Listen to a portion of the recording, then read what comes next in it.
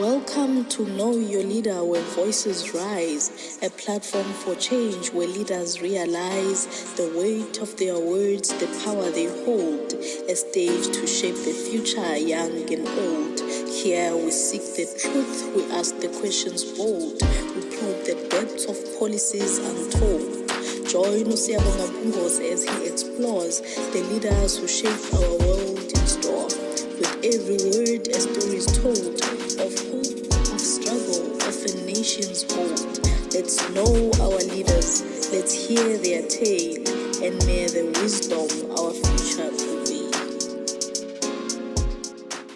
Alright, ngokukhulu kuyithoba okuhambelana nenhlonipho igama lami ngingusiyabonga ngewampungose njengoba ngizengishilo ukuthi hey konakele bafowethu yiwo lo nyaka 2026 nosuku seliphumile ukuthi ziwu4 kuNovember kuwo lo nyaka esikuwona la izobe idatana khona kodwa saqhamuka nohlelo oluhlukile ukuthi ngoba abantu abasha makubizwa umhlangano basuke bengekho abantu abasha ibona abayifuture lelizwe abantu abasha siyafisa ukuzwa uvo lwabo ngoba inqumo ethathwa namhlanje siyathanda noma sithandi kodwa kuzobe involve abantu abasha namhlanje I'm joined by umholi osemncane ophuma lapha ngaphansi kwenhlangano yafumwa ubaba uHerman Mashaba yaziwa kakhulu ngokuthi Action SA umfoka amacingwane kwasho ichuni lasasohlupha siyakubingelela mfowethu ohlelweni kunjani Hayi siyabingelela siyabonga siyabonga nje kakhulu futhi nokuthi usinikele lithuba lokufika kwi-podcast yakho mfowethu njengamanje umuntu osibukayo la ohlelweni namhlanje bangamtshela ungathi ungubani ungwaphi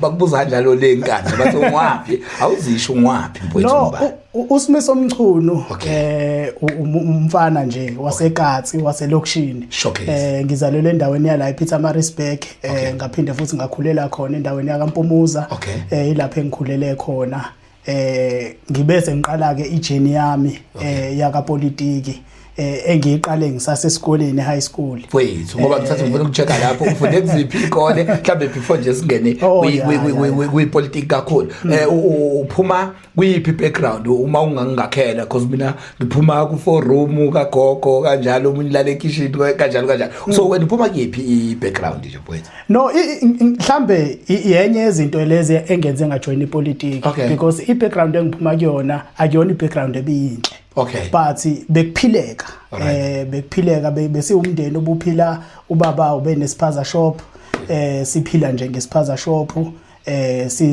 si umndeni kanjalo khona endaweni yakaMpumuza ikole ufunda kuzona la uphothula khona othisha bathi mabekubona bathi hayibo la ngompuko sesekhuluma nabo uSimiso ufunde kuphi nendaba no isikole engifunda kusona iprimary bengifunda eAshton Primary School ngenhlanhla ke ngathola ibasari from Ashton Primary School ngayofunda eAlexandra High School so from grade 8 until umatric wami ngoqede eAlexandra High School imake Alex impela le ukuthi bawuyibona ukuthi nazi kade efundane noma isigcwele thina odaki kakhulu no Alex is Alex okay what's the opportunity mfowethu ngiyahamba nakho ke ngiyaqala nakuthina sivele sangena saxela kuyinkondlo abanye base groundini ebholeni nani kodwa le donsa ikufake kulento ngoba iyakhulumisa phela lento kuyona nje manje ukena kanjani upolitiki no njengoba ngishilo eqaleni ukuthi indaba ke kwaba ibackground so ukubuka indawo ebengiphila kuyona uyabona ukuhamba uyofunda kwesinye isikole esiphila ngenye indlela from ibackground wena oqhamuka kuyona ila uqala khona ubuka impilo ngenye indlela so ngibonile ukuthi kuningi kakhulu esisilele kukona emphakathini esikuwona so ngacabanga indlela ukuthi yipi indlela enga-influencer ngayo ushintsho emphakathini esikuwona ngicabanga ukuthi ngaleso sikhathi umeya bekusawuThemba Njilo umeya waseMsunduzi so benginakho ukuhlala even though ngise high school but bengihlala ngimbhalele incwadi ama letters ngikhuluma ukuthi hey angikuthandi lokho kusemphakathini wethu angisithandi isimo esikanje emphakathini wethu so ngabona ukuthi if kukuthi akakwazi ukukulalela lokho ebengikubhala ngizama ukumvezela ngomphakathi wethu why not mina ngingene kube yimina ozokwenza ushintsho emphakathini engikuwona so iyona into yokuqala nje yangenza ngathi angingene kwipolitiki ukuze ushintsho luzoqhamuka ngami and ngifuna ukuchecka nakho day one uyangena kwipolitiki wangena ngayi political party kumapi ungwapi liphi political party hey kubo uzungivezisa imfihlo the podcast is about that so wazi sithole kabanzi ungwapi uqhamuka kiphi political party angibe honest kade ngijoin ipolitiki ngajoin iqembu le Democratic Alliance okay ngaleso sikhathi leso bekhona ikhansela bengisondelene kakhulu nalo kwi Democratic Alliance so ngajoina kanjalo ke iqembu le Democratic Alliance so ijeni yami yepolitiki iqale kwi Democratic Alliance kwenzeke kanjani ngoba thina mina nje kwi age yethu akekho ngathi waqala ukuthanda ipolitiki mhlambe eqhamuke kwiqembu le Democratic Alliance yini eyayikade kufaka kuyona kakhulu No, i-Democratic Alliance I think ibi aligna kakhulu nami because bengilo muntu kakhulukazi stand esibaluleke kakhulu ilesi sokuthi kufanele ungagxili kakhulu kwi-race ukuservice abantu so nami bengilo muntu lo uthi siya understand ukuthi i-past yethu ayikho right but egcineni kosuku kufanele sonke as ama race angafani sikwazi ukuphilelana nokuphilisana so i-Democratic Alliance be vocal kakhulu ngalento ye-race in such a way ukuthi baze kwama policies zabo bebekubekile ukuthi i-non-racialism into ekhona kwi-Democratic Alliance so yona into efike yangidonsa kakhulu ukuthi angifuni amaqembu azothi siservice abantu abamnyama angifuni futhi amaqembu azothi sisebenzise abantu abamhlophe so sidinga iqembu elizoservice wonke umuntu ngendlela efanayo nelinganayo cishe ngathi waxoshwa yini ke pho kwi-Democratic Alliance because yayibekile lezinto yini yakhipha ke macingwane kwi-Democratic Alliance no uyazi if usengaphandle umuzi ubuka ngaphandle muhle but masungena ngaphakathi usuhlala nabe etafuleni ila ubona khona ukuthi kanti kudliwani la kuleli tafula so ejoineni kwami iDA kunezinto ezinhle bengizibuka ngisengaphandle kweDA so nginele ngangena ngaba imember ngabona ukuthi lokho ngaphandle nokukhulunyayo akusikona okuyikona lento ye-non-racialism le mina engikholelwa kakhulu kuyona uyafika ngaphakathi uyathola ukuthi no abantu abamnyama basacwaseka kusanendlela yokuthi kucindezeleke abantu abamnyama kunezinto nje bengihlala ngizibuka ukuthi isho kanjani manje iDA mayise ithi yabona ngaqala nje ngiseyimember iparty agent sibheke kuma elections ngisakhumbula imaphi but masibheke kuma elections ngangenza telecanvassing telecanvassing that's where sinifonela khona sinitshela ukuthi votelani iDA votelani so babefika nelist so bekunika ilist nawo abantu okufanele ubafonele but instruction yokuqala ithi ungabafoneli abamnyama fonela abamhlophe yabo so ila uqala khona ubuke khona manje ukuthi usho kanjani sangifonela abantu abamhlophe abamnyama ngingazixaki ngabo yabo ila ubona khona ukuthi shuthe khambeni kwesikhathi abantu abazoservicewa la iDA mayisiphethe ilaba abamhlophe laba abafonelwayo so that's when mase uHerman Mashaba eseqala eseba vocal ngalento yokuthi ubefisa ukuservice yonke imiphakathi eJohannesburg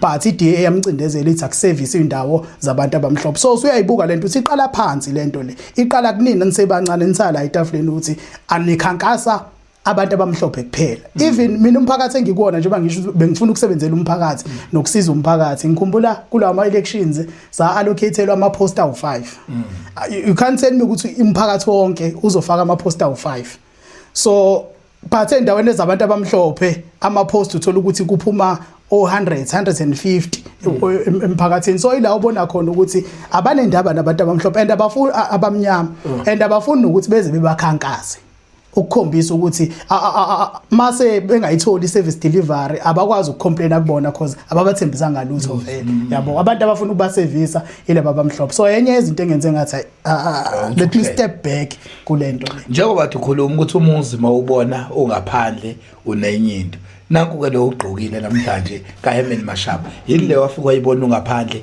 othe nomsungaphakathi wabona kuyona noma yini osuthe mawungena phakathi wathi akuyona futhi le engangijoyina kwi-Action SA yini ekuthathayo nge-Action SA no i-Action SA angithi ngithe mangiphuma kwi-DA ngase ngithi kodwa ngafuna ukuphuma kwepolitiki because lento engifuna ukuyenza emphakathini wami ngisafuna ukuyenza yabo so mangiqala manje ngithi okay ngizojoyina yipi i-political party mind you angifuni ukujoyina kunalento sihlalo wethu athi i-cultural organization kunama cultural organization bese kuba nama political parties ama cultural organization afana namaphi afana ne-IFP i-cultural organization. Why ngisho njalo? Cause i-IFP ingafika inganenzeli lutho, ningabi namanzi ningabi nalutho, but abantu they will still stand up and bathi hayi siyovotela i-IFP noma athi wayenza ngalutho. So ifana neqembu lebhola, ngisho i-Chiefs ingadliwa kanjani, but abantu bazothi soqhubeka support i-Chiefs, yabo. So bengafuni inhlangano enjalo, but bengifuna inhlangano evulelekile.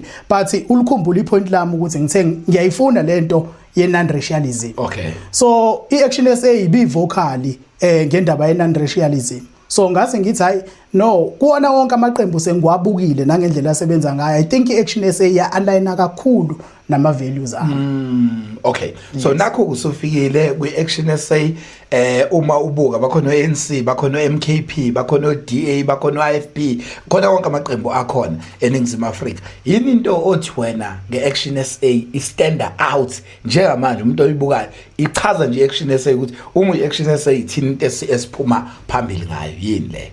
Ngicabanga ukuthi into kakhulu efike yabashaya abantu ukukhuluma into i-statement bese uyashintsha. Okay.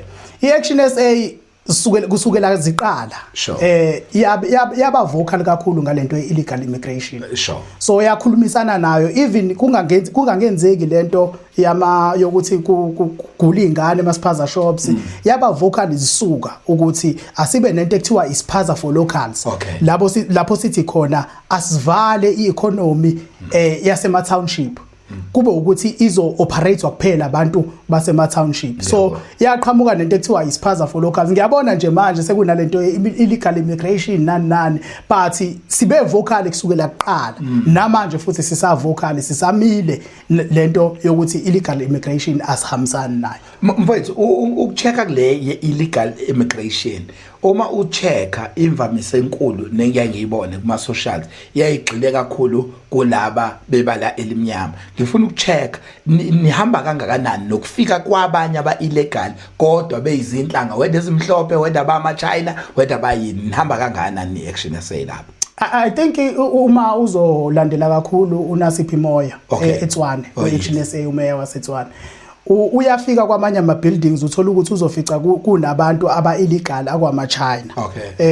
Uyafike abasuse nabo. So if usikhuluma nge-illegal immigration asisho kuphela umuntu wase Nigeria, umuntu wase Zimbabwe, umuntu wala kodwa umuntu ola eSouth Africa ngokungemthetho whether you are black or white kodwa mawula eSouth Africa ngokungemthetho ibona abantu laba esikhulumisana nabo.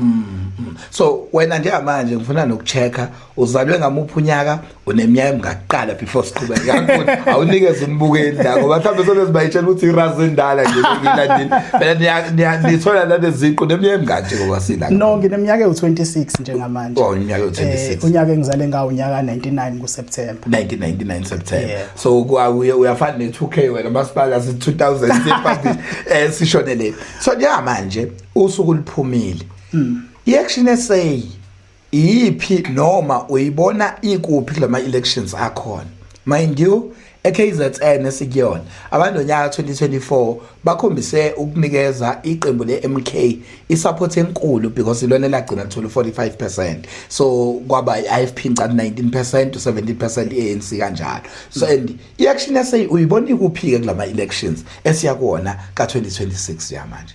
I think manje abantu baseKZN kakhulukazi abaningi baphumele obala ngama mistakes abawenzile kulama elections esiphuma kuona. Okay. So baqala manje babona ukuthi kahlehle abantu abaservisa ikakhulukazi umphakathi ngoba la isinama council khona iseThekwini ikwaDukuza naseNewcastle. Okay. So zonke lezo ndawo noma singaphethe omasipala but umehluko uyabonakala owenziwa iAction SA kulezo ndawo lezo. If uzobuka koTshwane umehluko siyawenza lapho sinomeya khona umehluko uyenzeka. So manje lento isikhombisa ichange abantu abaningi kakhulu manje bakhulumisana nendaba yokuthi Action SA ikhona nePaulo kwewayenze pagini lakho. Yes.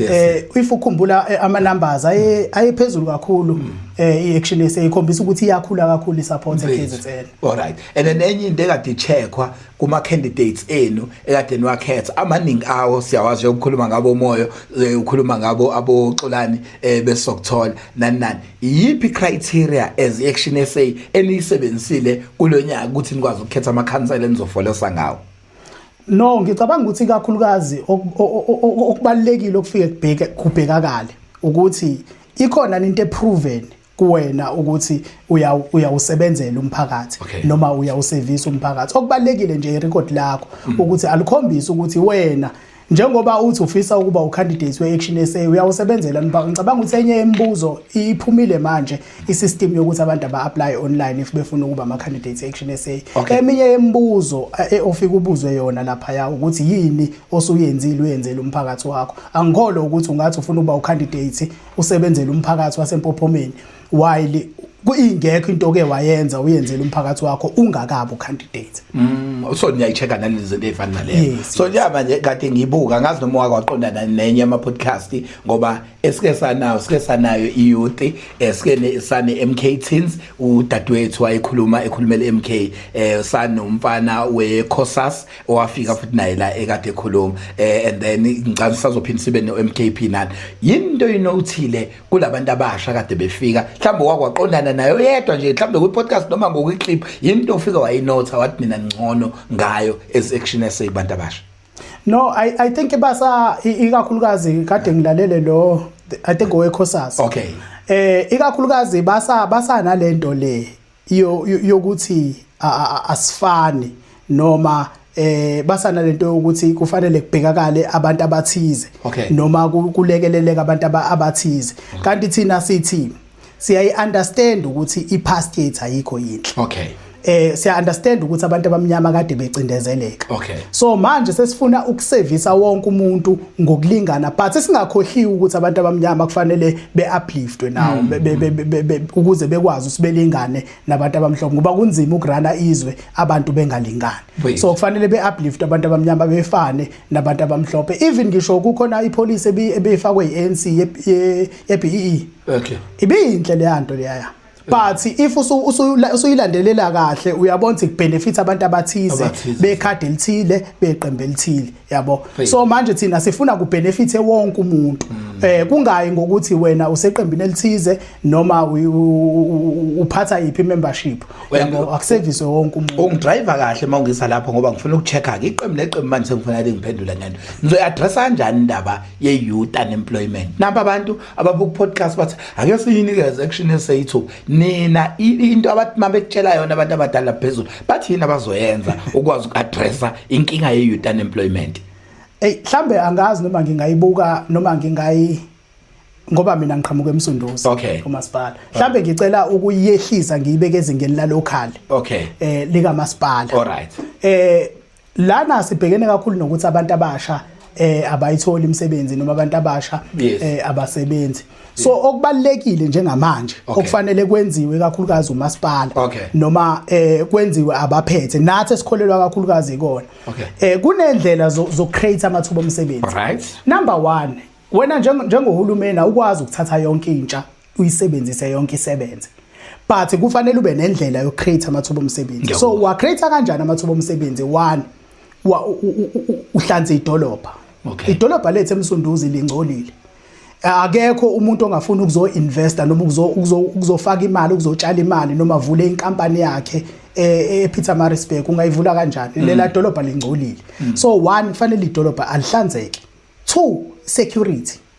So i-issue ye-security angikholwa ukuthi ungafuna ukuyovula ikhampani yakho eMaritzburg wazi ukuthi kunabantu abahlala la emgwaqeni abazobuye bengenele isitolo sakho bethathe yonke into. So if kune security kuMasipala uphephile uMasipala lokho kuzo-attract ama-investors ukuthi awazotshala imali kuMasipala waseMsunduzi. Uma esetshala imali ama-investors kuzobe sevula iy'nkampani ezizokwenzana ezizoqasha abantu bokufika. Addressa i-issue yamanzi sinenkinga kakhulu yamanzi eMsunduzi. Amanzi awekho kumanje nje umphakathi waseWilo kade uyokhala kumeya kulona lesonto ukuthi amanzi awekho eMsunduzi. So ubani ongafuna ukuzovula ikhampani yakhe azi kahle ukuthi usazoba nenkinga yamanzi usazoba nenkinga yagesi. So yenza sure lezo zinto zo4 khona amanzi ugesi idolobha lihlanzekile i-security khona lokho ke kuzokwenza ama-investors etshala imali lokho ke kuzobe sekudala amathuba amaningi emsebenzi e-youth yakulowo Masipala lo. Bese futhi ngikhuluma nawe njengomuntu omusha njengamanje ontanga yakho bagcwele indaweni la badla khona ama drugs badonsana ngemjovo nani ni address kanjani issue engicabanga ukuthi yona enkulu kakhulu ngicabanga ukuthi nawo nabo abantu obufunda ngisho nabo esikoleni othi mawuhlangana naye uthi hayibo sibanibani angisakwazi ukumkhomba yipi iplan enayo eAction SA beside ukhankasa osho ukuthi masike kodwa salithola leli thuba sizokwazi uyaddressa le yanke ngoba inkinga ama drugs serious uthini ngala inkinga enkulu leyo ngicabanga ukuthi kakhulukazi uma sesiwalandelele uma uyihlehla uyilandelisisa kahle indaba yama drugs amaningi ukufika la ukuba khona la emphakathini uyazi amaningi aqhamuka emazweni angaphandle yila iqhamuka khona kakhulukazi ama drugs yini edala ukuthi sibe nama drugs and yazi manje mangakubuza ngithi ama drugs ngingawathola manje ungangikhomba ngendlela esekulula ngayo ukuthola ama drugs so manje kufanele sibe nendlela yokuthi akusecure ama borders ethu angavele kungena umuntu noma inini noma ingasiphi isikhathi njalo sihlezi sifunda kuthiwa kubanjwa ama drugs athile ngene South Africa athile ngene South Africa athile ngene South Africa so if kungasecure ama borders ethu then lokho kuzosinika iassurity yokuthi izinga lama drugs lizobe selidrophe kakhulu lokutholakala kwama drugs so into ebaluleke kakhulu thina esikhuluma ngayo indaba yokusecure ama borders ethu wethu sinento esiphekayo einzukwini la izokumele khona sizoba nendawo ngicathatha ungena la impopment uyibonile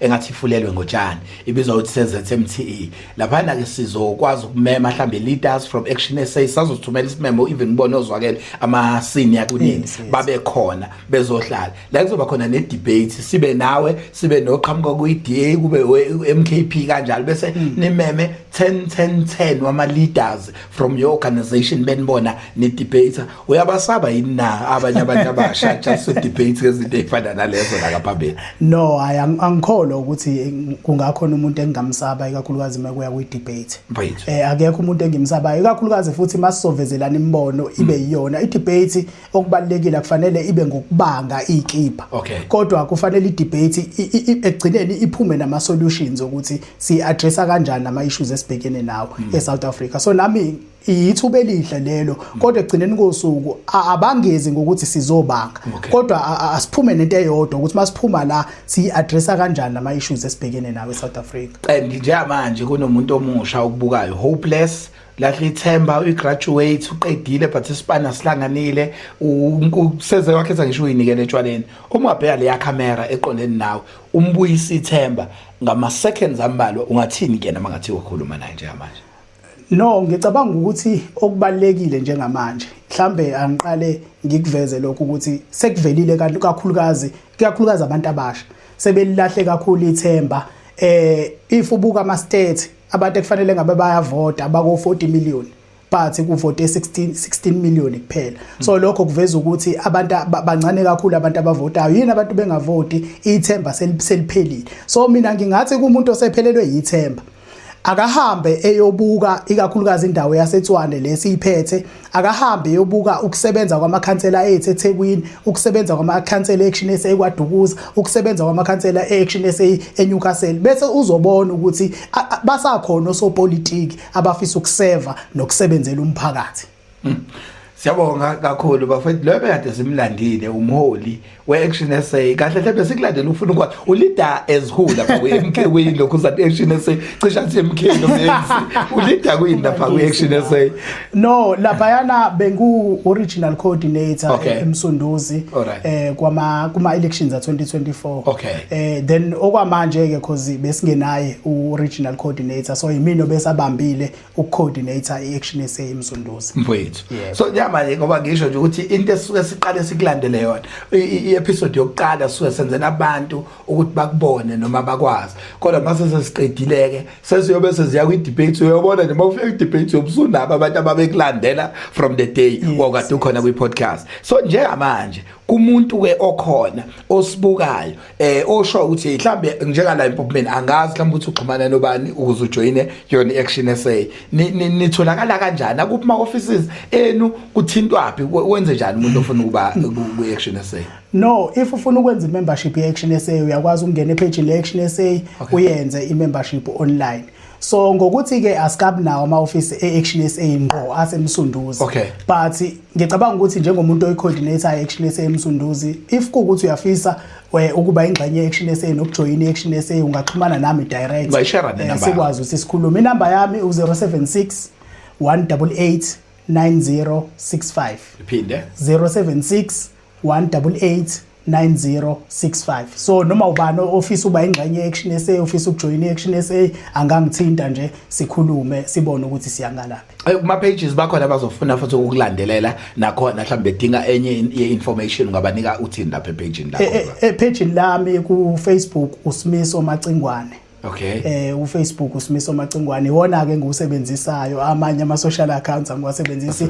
but ungayixhuma neAction SA uAction SA KwaZulu Natal ipage esilisebenzisayo as ilo iprovince la Facebook. Lalela njalo ukuthi makufike umholi thizeni la ngoba ngisafuna uniqhatha negosi mayifikile ngiyamenzisa into yokucina kakhulukazi kunina abancane kakhulukazi labasafuna ukungena yayithi kuyena njengamanje ngifuna ukukhulume njenge-future ngoba wena uzobe ukhona kwi-future njengomuntu omusha.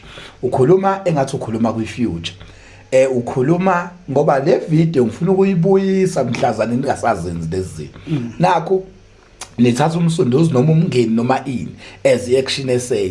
Yini oyitshela umuntu obuka le video njengamanje asiphile kwi-future manje asenathi le video uyivula u2032 selokwangena nina ngo2026 yini esishintshile endaweni yasemsunduzi angayifakaza owayikhuluma la uyikhulumela kwi-future awumtshela ukuthi yini esiguqukile nje ma-respect mawuhambe ma-respect mhlawumbe ungachaza ukuthi mawuhambe ma-respect sekunje ungamchazela uthini umuntu obuka le video ngoba ngobuyisa yona ngithi ngempela kunjalo inako niphela no yabona ke esikulindele ma-respect ikakhulukazi number 1 sizobe sesinedolobha elihlanzekile.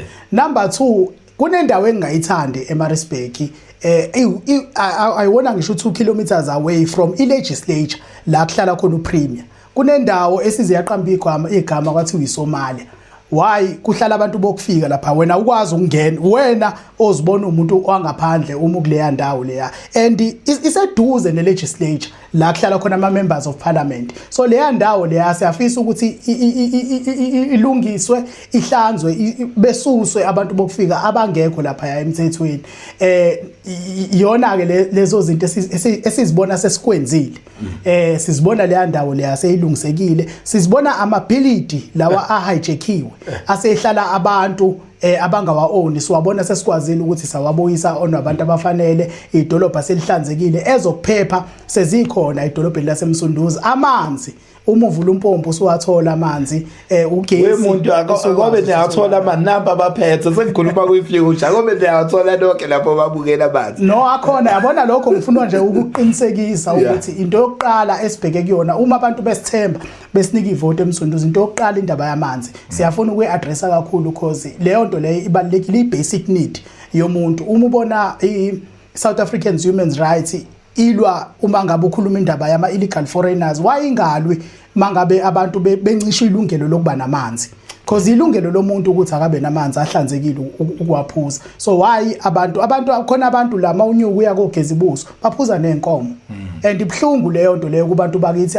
abavota kusukela ngonyaka 1994 ukuthi kuyimanje basaphuza nenkomo. So manje lokho sizobe sesikulungisile noma sizibona njengoba sesikwi-future akuseka akekho umuntu ophuza nenkomo. Ngonibamba ngalama video ngiyadazisa abafana abangoba wasuka siyabonga kakhulu lobe kade sinaye umholi we-Action SA umfoka Macingwane elakho lokuvalelisa kubabukeli abathatha lelithuba nabanye sebethi sebeqalwa ukulandela inhlangano yakho ngoba ufikile wakhuluma kahle ngayo ungathine lakho lokugoqa elami lokugcina elibalekile ngiyacela uma ngifunda ama stats phansi abantu abangaphumi beyovota ngiyacela ukuthi njengoba kuJune kuzovulwa ithuba lokuthi asambe so register ukuvota umuntu nomuntu akathathe iID yakhe yo register ukuvota ukuze sizokwazi ukuthi sithathe amandla bese sithemba iqembu leAction SA ukuthi lona elingathatha iservice delivery lilethe ebantwini kodwa lokho sizokwenza masiphuma njengoba kuzovula ithuba lokuthi kuyo register ukuvota siyo register ukuthi sikwazi ukuthi sivote siphinde futhi sihambe ngempela siyothemba iqembu leAction SA siyovotela iqembu leAction SA.